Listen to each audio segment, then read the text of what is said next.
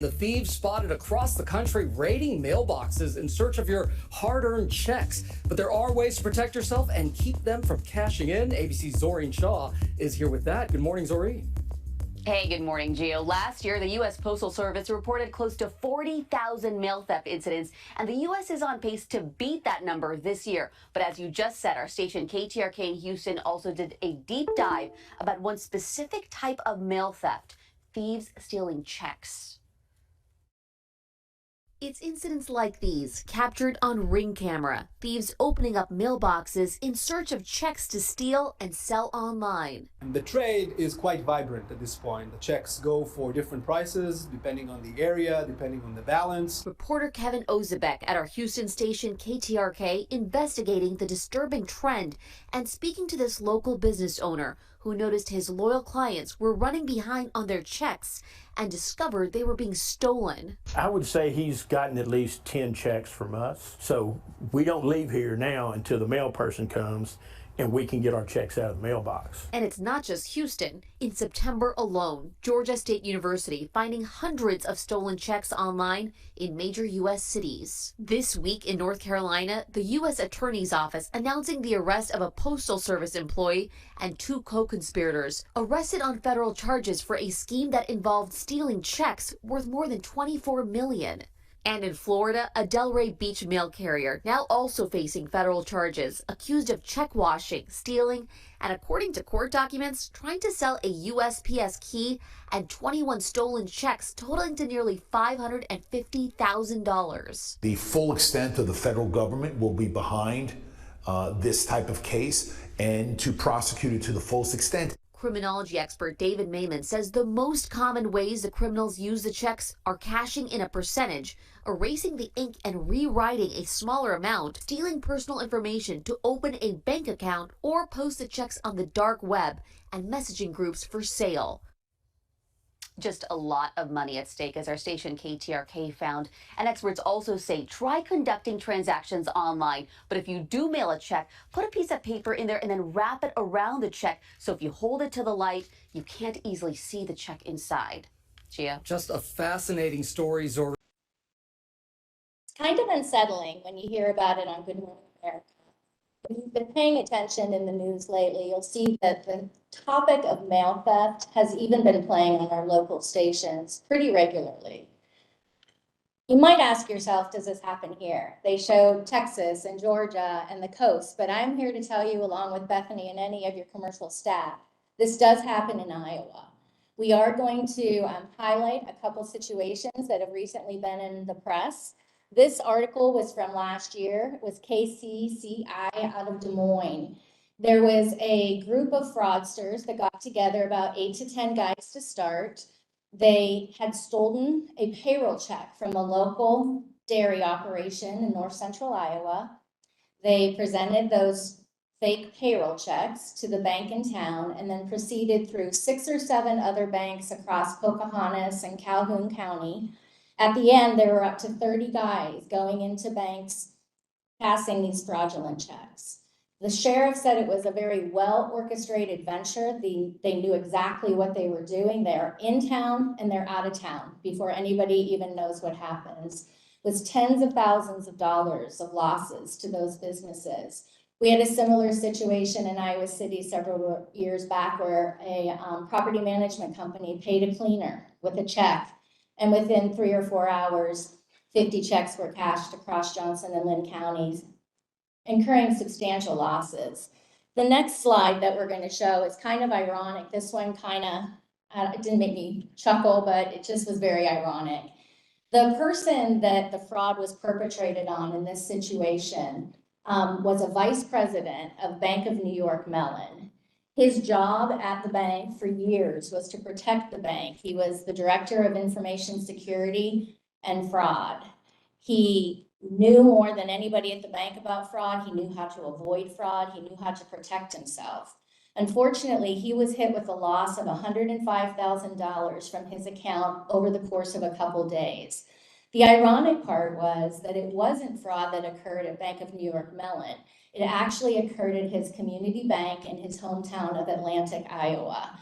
The following slide here is from KCJJ You guys might have heard about this last week. The Hotel Chauncey called the Iowa City Police Department and asked them to evict some guests that had not paid for the room. When they went to evict the guests, they found a computer, a printer, and a bunch of checks that had been printed out. Those checks were made payable to the two fraudsters. They were drawn on the city of Iowa City, a couple of local establishments in Iowa City, and a couple of out-of-state businesses. There are 100 checks, somewhere between $300,000, $500,000, $600,000. If those folks were successful, that again would have been a loss, $30,000, $40,000 for those businesses. So we are seeing it very close to home. You might be asking yourself, how is this happening? And I would point you back to the Good Morning America video, along with these two articles that just were on KCRG. It's happening through mail theft. Across the country, we are seeing this, and even locally. Checks remain the #1 instrument that the fraudsters use to perpetrate crime. There's an organization called FinCEN. FinCEN is Financial Crimes Enforcement Network. They monitor the fraud that occurs across the country, across the states. Between 2020 and 2023, in Iowa, we have seen fraud due to check theft increase over double. There's a couple reasons. In 2020, we had a huge influx of checks go into the postal system because of all the stimulus checks during COVID. In addition to that, a lot of the organizations have put chips in their cards. So your debit card theft, your credit card theft declined. And so you're finding your fraudsters going back to good old-fashioned check theft. It's easy to do. It's easy to steal a check. When they found the fraudsters in the hotel room at the Chauncey in Iowa City, they went into the computer. You could go online and ask for a check template, and all of a sudden there's going to be a check template that appears on Google, and you can create your own checks at home. I don't advise it, but it's very easy to do. All you need is that routing and transit number and that account number. So why are we telling you this today? You as farmers, farm operations, agribusiness, you operate as a business. As a business, you could be held liable for the losses incurred by fraud on your account. Business accounts are not covered by the same rules and regulations as personal accounts. So it's really important that you pay attention to what the trends are and ask yourself how you're preparing for possibly being hit by this.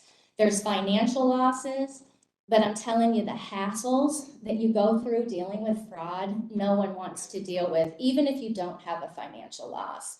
You have to change your account number, you order new checks, you have to contact all the people that pay you electronically. It's a waste of your time and energy, and there's also some reputational risk that goes along with it. Imagine if you're a nonprofit and you make your money off of donations, and your donors' checks get stolen when they're on their way to you. So the implications of this are widespread. For that reason, we want to talk to you about a couple of best practices that you can incorporate into your business that can hopefully help avoid these situations. The first is online banking. Online banking is free of charge. It's available to anyone. You can log onto your accounts 24/7 from wherever you are to monitor your account. A lot of you I know aren't in a traditional office setting. You're in a truck or you're out in the field, but there are phone apps as well. You can download this on any device that you choose to. If you don't have this available on your phone, stop into any of the branches and we'd be happy to download the app for you. Log on to your online banking daily. Take a look at your account. Look at your checks. There's a little icon next to your check number. If you've never explored that, if you click on it, an image of your check will appear. You can see the front of your check, the back of your check. Was it cashed by the person you made it payable to? Did you make it out for $100 and did it indeed cash for $100? Pay attention to that. If you notice anything at all that is suspicious, you've got to contact the bank immediately. Again, you're not covered by the same rules and regulations as personal accounts, So time is of the essence. The faster you let us know, the more chance you have to recover your funds. In some situations with electronic transactions, it could be as small as 24 to 48 hours. So we really encourage you to log on to your online banking. This next slide is a picture of checks. This is probably not popular in your industry. I work with several agricultural businesses, and I know that checks are kind of the way that business is done. I want you to think about this. I, as a bank employee, if I gave out your routing and transit and account number, I would probably be reprimanded or even fired. Every time you write a check, you are putting your account number, your routing and transit number out into the universe. So you write 100, 200 checks every month. Those are going out into the universe for whoever wants to intercept that check. What I would ask you to do is, as you write checks, think, is there another way I can pay this bill? Could you pay it electronically? Is it the city of Kelowna, the city of Iowa City? Is it your insurance company that debits you every single month?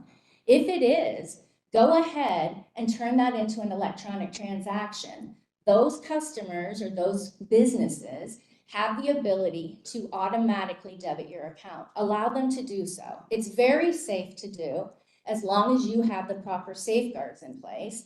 Bethany will talk here a little bit about what those safeguards might be. But electronic transactions are much, much safer than mailing a check.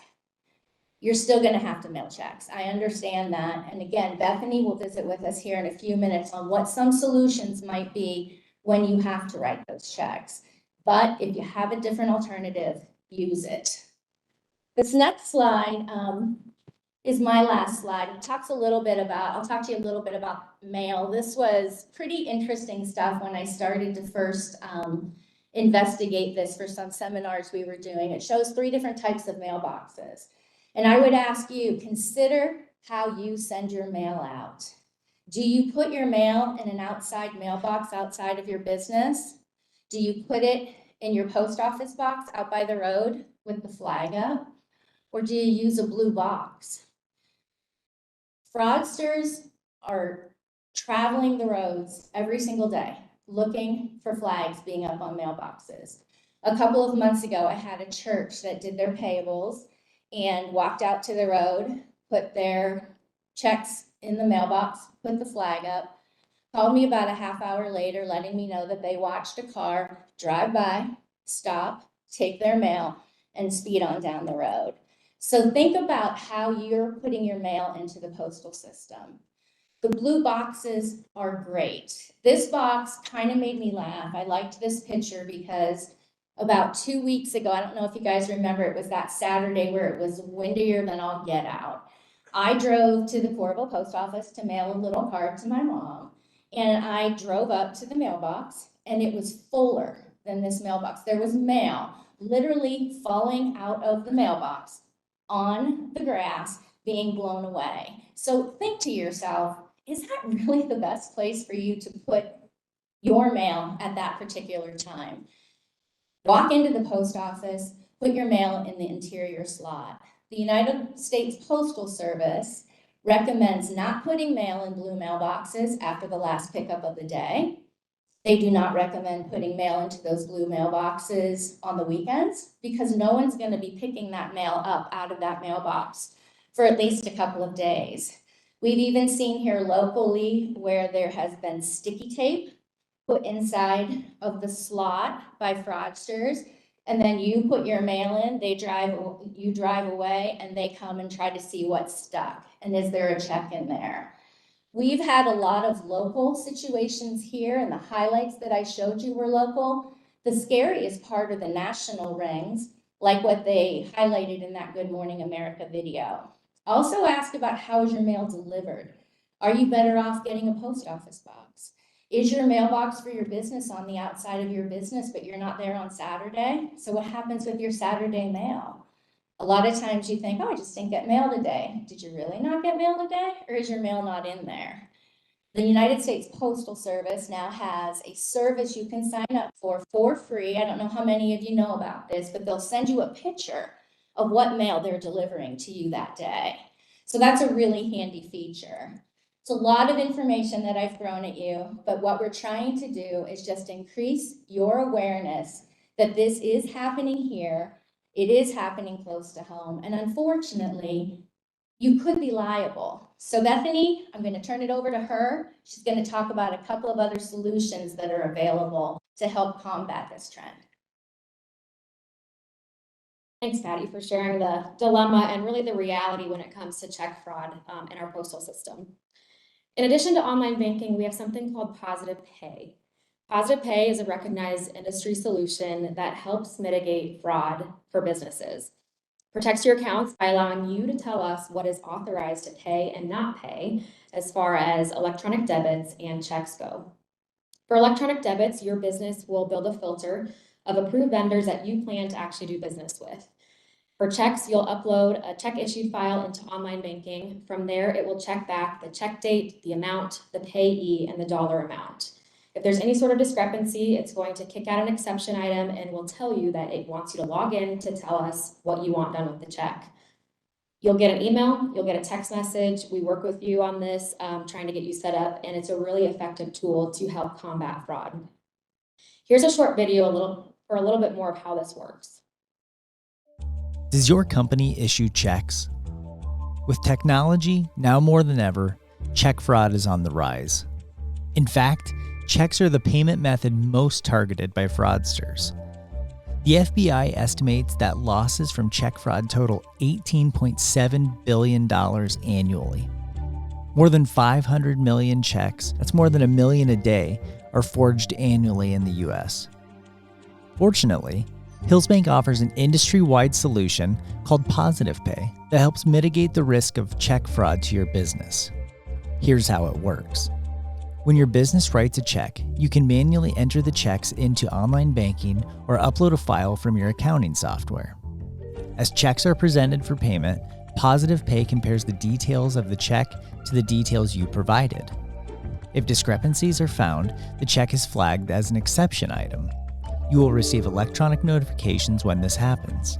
Simply log into online banking from your device and select if you want the check paid or returned. Hills Bank also offers ACH Positive Pay and account reconciliation to help protect your business. Fraud is a growing concern for businesses of all sizes and is not going away. Let us help you protect the company you have worked so hard to build. Please visit with a Treasury Management representative for more information.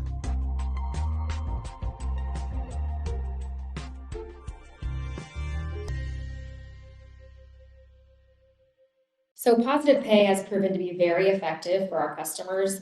Just last year, it saved our business customers close to $1 million of fraudulent transactions, and we are on course this year to save even more than that for our business customers. And we know that we want you guys working in and on your business. You don't have time to sit at your computer all day watching every single transaction come through your account. So it's a perfect software that works in the back and just alerts you if there's any sort of fraudulent transactions coming through. And it's a great way to protect yourself. Another item that we want to make sure that you're aware of is business email compromise, also known as BEC. And you may have seen this article, it was in the news actually this past week, where Dubuque County was victim of a business email compromise scam. Really, this resulted in $524,000 of taxpayer money being sent to the wrong place. So you may be asking how this really happens. And business email compromise, just for everyone that isn't aware, it's a scam where criminals send an email message that appears to come from a known source making a legitimate request. So this can look a lot of different ways. Us in the banking world see this, kind of two main ways that I've seen it is like payroll. If maybe an employee wants to change their account number, they send an email, or maybe the fraudster sends an email to their employer, says, hey, I want my bank account changed, and they go ahead and change it. We also see this when it comes with wire requests. So maybe you're paying for a piece of equipment, maybe you're paying for inputs, and the vendor wants a wire sent. In the interim between the vendor and your business, something gets intercepted, a couple numbers get changed, and then the wire is sent to the wrong account. So this is exactly what happened in this situation, whereas something, got that account number, changed it, and it went to the wrong place, you can't get it back at that point. So really the best way to protect yourself in these situations is to just pick up the phone. I know, crazy, right? It's a weird thought these days to pick up the phone and have a conversation, but that can save you, your business, valuable money and time, recovering from these issues, these fraudulent issues. And there's a lot of sophisticated ways that can help protect you. You know, business email compromise, we have multi-factor authentication that you get that code sent to your phone verifying who you are. That helps, but really at the end of the day, it really comes down to a phone call verifying the information that you are sending to a trusted source. So make sure you pick up the phone before you're sending any sort of payment ever. And also just be leery of any sort of links that you get. So I think we all probably get those weird emails with links in them. We get text messages with links. Do not click on the link. It may be tempting, but do not click on the link because that is the first way that these fraudsters are getting into your email and creating these fraudulent transactions.